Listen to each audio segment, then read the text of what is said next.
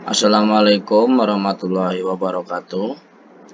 Nama saya Ardan Hanif. Saya NIM 21000181372. Saya kelas H. Di sini saya akan mempresentasikan ujian kegiatan uji kompetensi, yaitu rangkuman dari pertemuan 1 sampai pertemuan 4.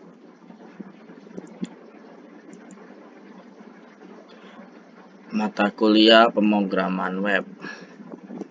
Materi bab 1, sejarah dan perkembangan teknologi web. Bab 2, arsitektur pemrograman web berbasis silent server. Bab 3, silent site programming, sintak dasar HTML, formatting table, silent site programming to frame and form.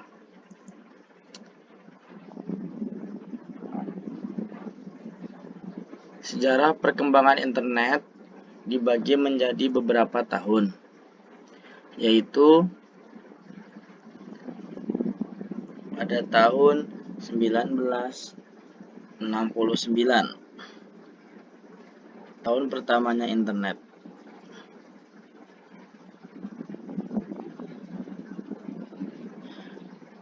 Departemen Pertahanan Amerika Defense Advanced Research Project Agency atau disingkat dengan DARPA pada tahun 1969 membentuk suatu jaringan komputer yang disebut ARPANET untuk memungkinkan personil militer, peneliti sipil bertukar informasi yang berkaitan dengan hal-hal militer. Melalui proyek ARPA, mereka mendemonstrasikan hardware dan software komputer yang berbasis Unix dan melakukan komunikasi dalam jarak tak terhingga melalui saluran telepon. Masuk pada tahun 1970. Sudah lebih dari 10 tahun komputer yang berhasil dihubungkan satu sama lain sehingga mereka bisa saling berkomunikasi dan membentuk sebuah jaringan. Pada tahun 1972, Roy Tomlinson berhasil menyempurnakan program email yang ia ciptakan setahun yang lalu untuk ARPANET. Pada tahun yang sama, ikon email juga diperkenalkan sebagai lambang penting yang menunjukkan atau pada. Sejak perkembangan internet, pada tahun 1973, jaringan komputer ARPANET mulai dikembangkan keluar Amerika Serikat. Komputer University College di London merupakan komputer pertama kali yang ada di luar Amerika yang menjadi anggota jaringan ARPANET.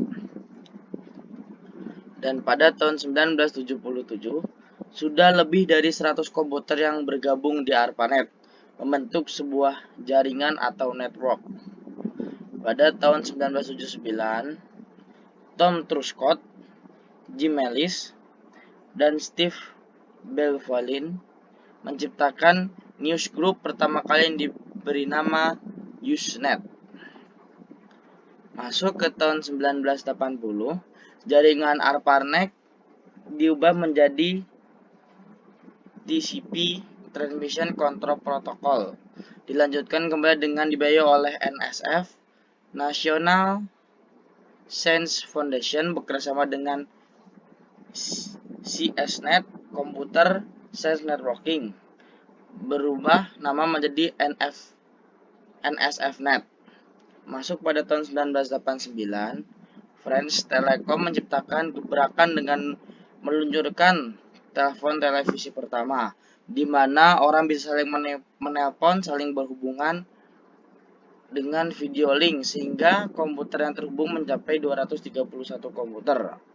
Masuk pada tahun 1982, dibentuk Transmission Control Protocol atau TCP dan Internet Protocol.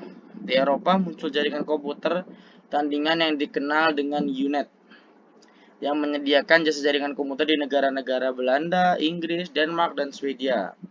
Pada tahun 1984 diperkenalkan sistem nama domain yang kini kita kenal dengan DNS atau Domain Name System. Dan pada tahun 1986, jaringan komputer bertambah semakin pesat menjadi 2.308 komputer di seluruh dunia.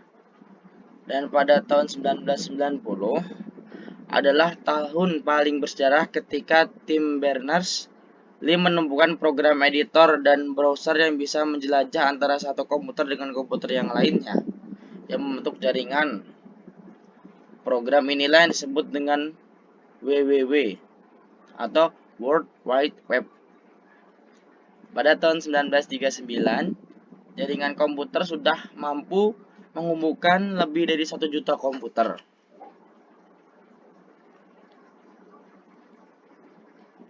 Tugas pada pertemuan 1 yaitu adalah pendaftaran atau masuk di grup WA dan mendaftar di GitLab atau membuat akun GitLab.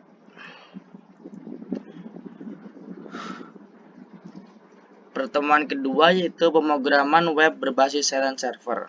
Terdapat 2 materi dalam pertemuan ini, yaitu pemrograman berbasis web, prinsip dasar programming, web development tools, jenis dan fungsi web, profesi bidang web. Program basis web itu memiliki bab-bab juga diantaranya, seperti pemahaman pemrograman web, membuat aplikasi berbasis web, cara kerja web, aplikasi berbasis web, web statis dan dinamis. Pemahaman pemrograman web. Pemrograman adalah salah satu usaha menulis suatu perintah sehingga komputer dapat menjalankan apa yang kita inginkan. Pemrograman web yaitu membuat program aplikasi berbasis web. Aplikasi berbasis web adalah aplikasi yang dibuat dengan memanfaatkan apa yang sudah ada seperti pada sistem web atau WWW. Langkah membuat aplikasi berbasis web adalah kita harus melakukan perencanaan atau membuat semua rencana yang berkaitan dengan proyek sistem informasi. Menganalisa waktu flow sistem informasi yang sedang berjalan dan mengidentifikasi apakah workflow kita telah efisien dan sesuai standar atau belum. Desain ini adalah yang terpenting saat kita membuat aplikasi berbasis web karena paling memicu daya tarik. Pengembangan dalam hal ini adalah program, algoritma, dan logika tertentu untuk menjalankan aplikasi itu berjalan dengan baik. Cara kerja web. Secara umum, cara kerja web server adalah dengan menerima permintaan yang berasal dari klien, kemudian mengirimkan kembali dalam bentuk berkas kepada klien tersebut. Perangkat lunak yang digunakan pada web server terdapat di komputer server sebagai tempat penyimpanan data website. Dan itu komputer server membutuhkan akses internet yang cukup agar tetap terhubung dan dapat diakses oleh klien. Ketika klien atau browser melakukan permintaan data ke web server, maka permintaan data tersebut akan dikemas pada transmission control, kemudian dikirimkan ke alamat yang membutuhkan, misal HTTP atau HTTPS. Aplikasi berbasis web. Ada banyak aplikasi berbasis web di dunia saat ini. Contohnya chatting, sistem informasi, email, forum, jual beli online, dan sebagainya. Keunggulan aplikasi berbasis web adalah platform independen. Sistem ini dapat dijalankan berbagai operasi sistem seperti Windows, Linux, dan tidak memerlukan instalisasi software. Dapat dijalankan dengan jarak jauh. Jadi aplikasi berbasis web ini adalah dapat dijalankan dengan jarak jauh dimanapun kita berada, bisa dijalankan. Berarsitektur client server, gunakan protokol HTTP, dan masih banyak lagi. Web statis versus web dinamis. Web statis, halaman webnya statis, diakses dengan helpdesk makhluk, contoh dokumen online.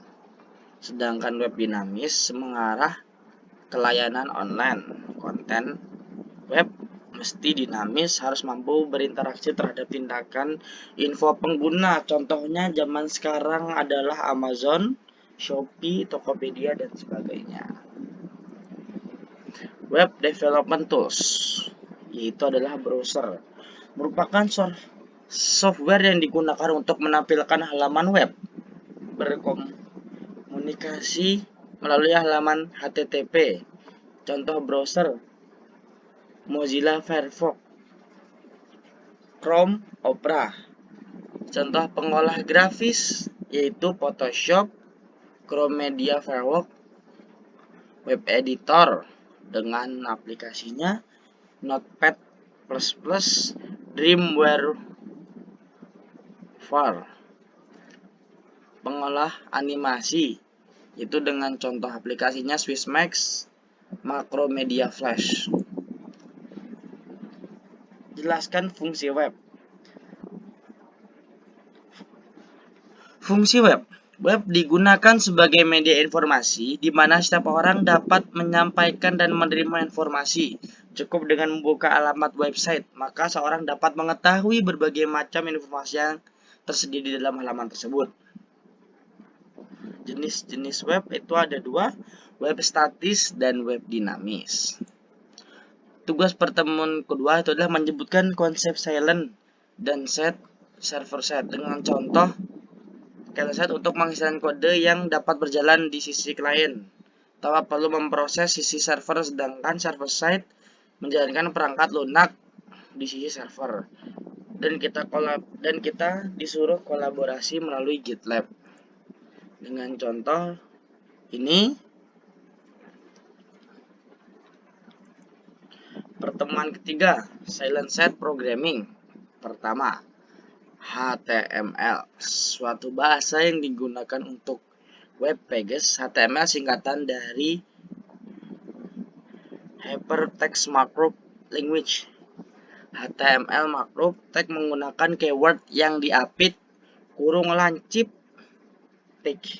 Sintak HTML element diawali dengan awalan tag yang diakhiri dengan tag dengan skema dasar HTML, head, dan sebagainya.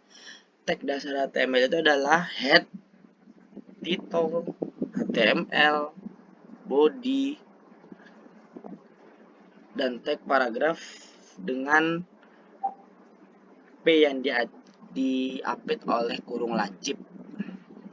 Tugas pertemuan ketiga yaitu menjelaskan pemahaman HTML dengan rinci dan membuat homepage pada HTML.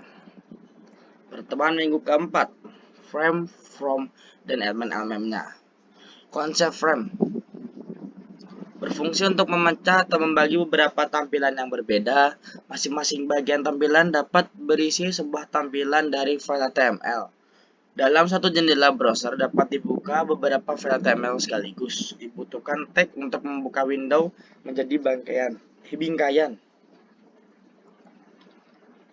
Sintaks tag frame. Nah, tag frame set mendefinisikan himpunan frame. Frame mendefinisikan frame. Iframe mendefinisikan frame inline. Atribut tag frame. Atribut rows itu adalah ukuran baris frame. Columns ukuran kolom frame. Frame border berisi yes or no atau 1 atau 0. Border color warna border frame. Scrolling status